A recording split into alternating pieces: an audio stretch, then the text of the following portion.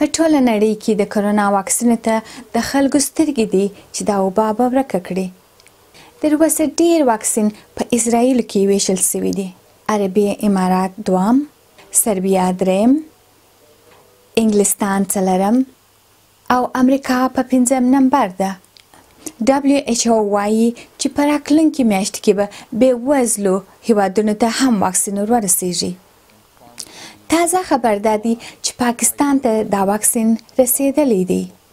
په ګاونډ هیواد هندوستان کې هم ډیرو خلکو واکسین ترلاسه کړی دی. د افغانستان چارواکي وایي چې افغانستان به د راتلونکي میاشتې تر اخره پورې واکسین ترلاسه کړي. که واکس د امریکا ملاتړ ترلاسه کړي او ډاډه دي چې د واکسینو ویش به اسانه سي. واکسینو ته هیله سته، خو کورونا هم په زور کې ده.